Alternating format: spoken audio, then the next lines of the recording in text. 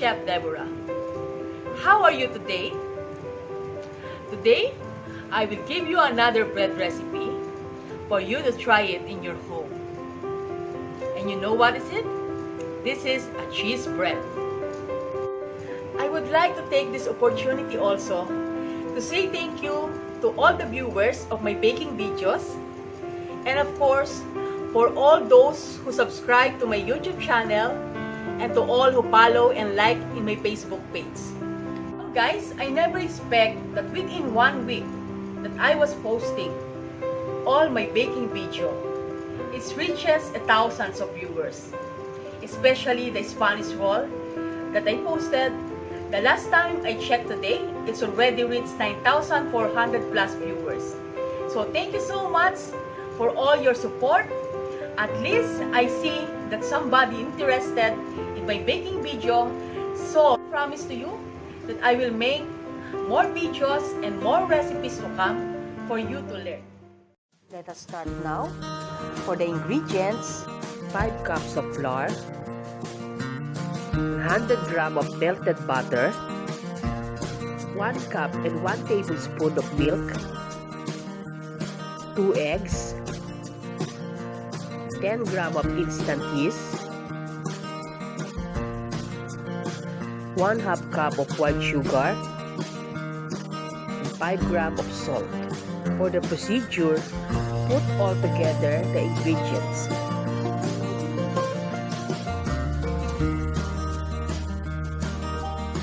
Mix with the hook attachment, or you can also knead the dough until it became smooth texture.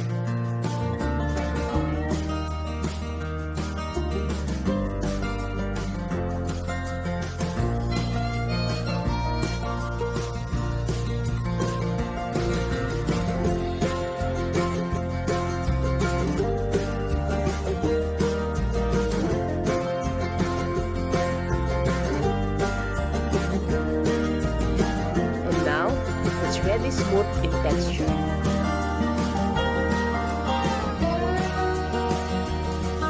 Rest for 40 minutes. Now, we will ready the streusel. We need 1/2 cup of icing sugar,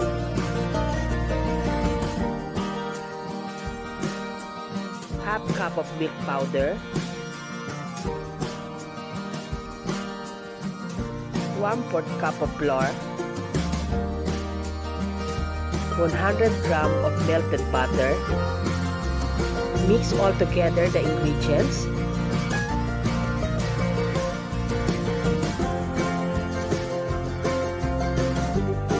Blend it until incorporated.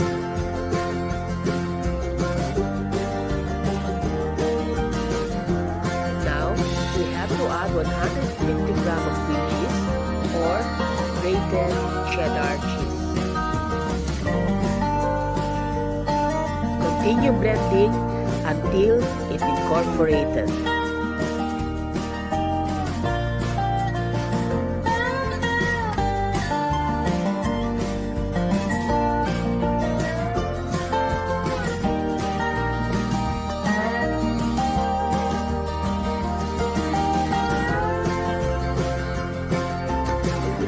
And now, line the baking pan with the baking paper.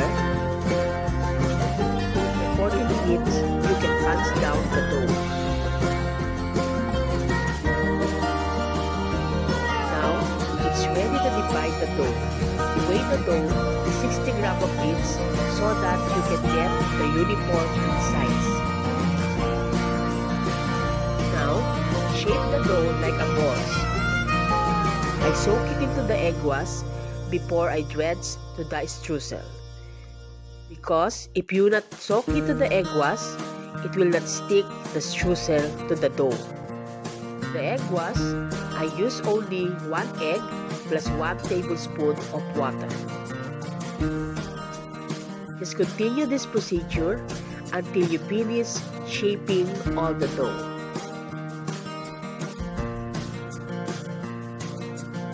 You have extra streusel, you can put it in the freezer so that you can use it next time.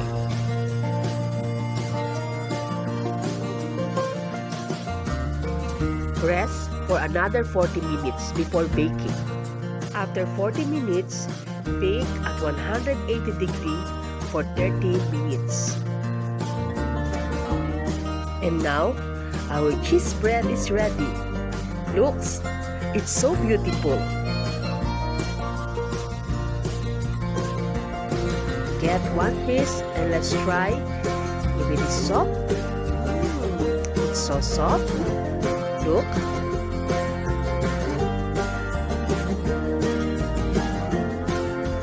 Let's try to cut it in half to see the texture inside. Wow, it's very nice texture inside. See? Very fluffy, very soft, cheesy. I want to try it later with a coffee or tea. It's very good. Like and share this video, subscribe to my YouTube channel, and follow me in Instagram and Facebook so that you will be updated to all my new video recipe. And of course, you will learn to me for free. Thank you so much and always enjoy